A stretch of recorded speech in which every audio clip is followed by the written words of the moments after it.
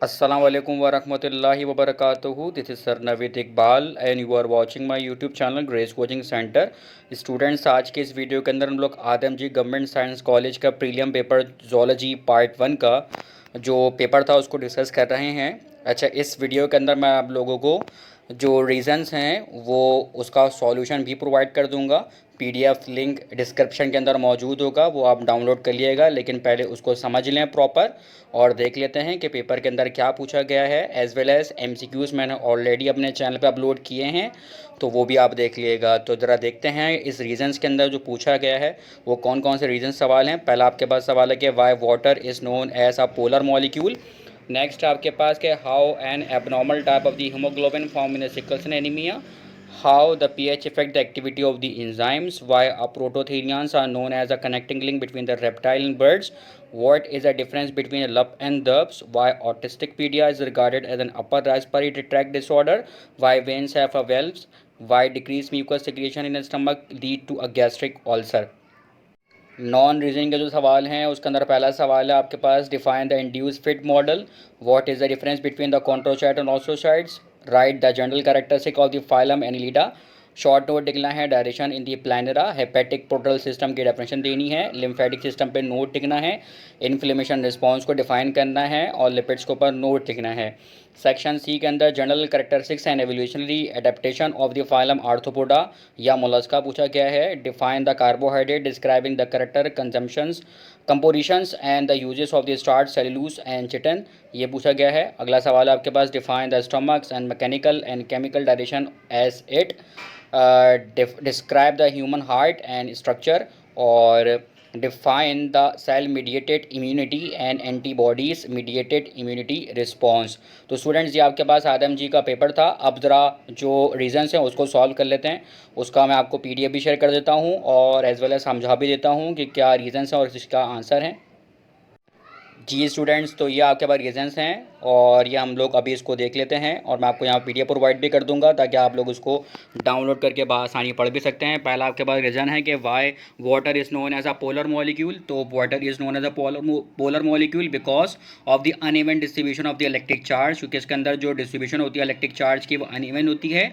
एक साइड जो होती है वो स्लाइटली पॉजिटिव होती है और दूसरी साइड जो होती है वो स्लाइटली नेगेटिव होती है। डायग्राम आप देख भी सकते हैं कैसे पॉजिटिव नेगेटिव चार्ज दोनों मौजूद होते हैं, H positive for positive and O H negative for negative.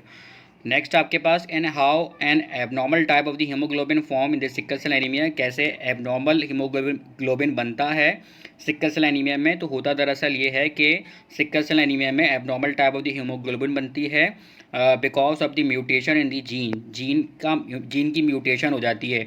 Mutation का मतलब होता है चेंजिंग हो जाना। अब जब म्यूटेटेड जीन हो जाएगी तो जो हीमोग्लोबिन बनेगा वो एबनॉर्मल बनेगा और उसकी वजह से जो सेल का जो शेप होगा वो भी एबनॉर्मल हो जाएगा। This mutation cause the red blood cell to produce a different form of the haemoglobin.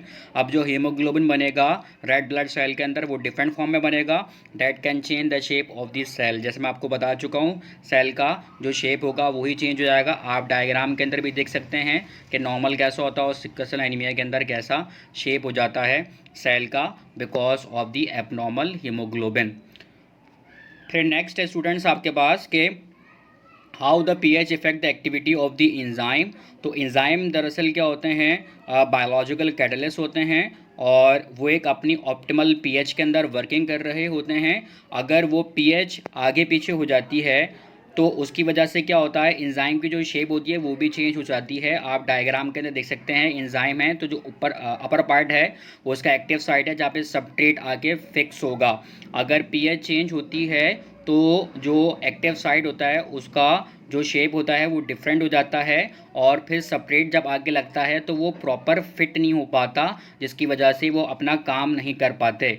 तो इसी वजह से पीएच स्पेसिफिक होते हैं एंजाइम्स, वो अपनी स्पेसिफिक पीएच के अंदर काम कर रहे होते हैं। नेक्स्ट आपके पास के prototherians are known as a connecting link between the reptile and birds. तो प्रोटोथीनियाज को इस वजह से हम लोग रेप्टाइल और बर्ड्स का कनेक्टिंग लिंक बोलते हैं क्योंकि इनके अंदर दोनों तरह की जो प्रॉपर्टीज़ होती हैं वो प्रेजेंट होती हैं और ये अंडा देते हैं रेप्टाइल की तरह और इनके पास मैमेली ग्लैंड्स होते हैं जैसे कि मैमल्स के पास होते हैं। ये डायग्राम भी देख सकते हैं, ऐसे हैं ये प्रोटोथीनियंस। फिफ्थ आपके पास what is the difference between a lub and दब। तो लब एंड दब क्या होते हैं? दरअसल ये टू हार्ट के साउंड होते हैं। जब आप हार्ट बीट को सुनते हैं तो आपको लब एंड दब साउंड सुनाई देता है। और लब साउंड जो होता है वो पहला साउंड होता है और वो हार्ट बीट का, और वो क्यों होता है? Because of the closure of the artery और वेंट्रिकुलर वेल्व। और दब जो साउंड होता है वो सेकंड साउंड होता है जो कि हार्ट बीट के अंदर आता है, और वो closure of the semilunar valve के बाद आता है।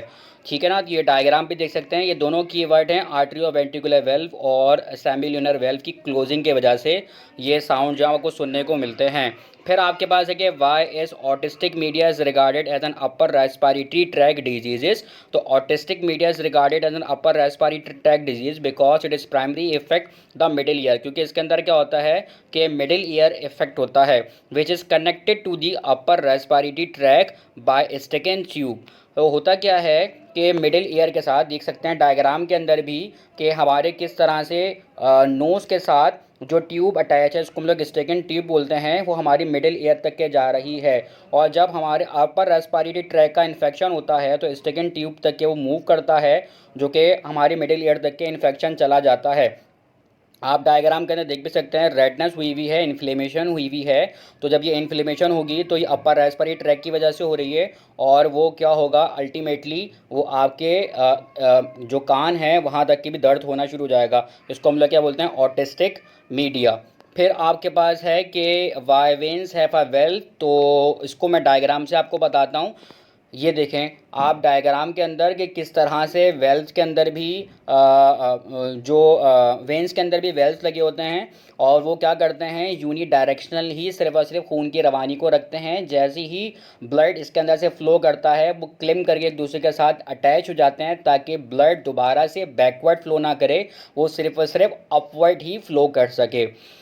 अच्छा, फिर नेक्स्ट स्टूडेंट्स आपके पास के why decrease mucus secretion in stomach lead to a gastric ulcer. तो decrease mucus secretion in the gastric in stomach can lead to the gastric ulcer because the protective layer of the mucus normally covered and shield the stomach lining from the gastric acidic gastric juices. तो होता क्या है कि हमारी stomach के अंदर lining है mucus की, और जब हम कुछ चीज़ खाते हैं तो हमारे स्टमक के अंदर से ऑक्जेंटिक सेल हाइड्रोक्लोरिक एसिड बनाते हैं, जो कि मेटाबॉलिज्म के अंदर उसका इफेक्ट होता है। लेकिन जब टू मच एसिडिक कंटेंट हमारी बॉडी के अंदर बनता है तो जो म्यूकस लाइनिंग होती है वो ख़त्म होना शुरू हो जाती है।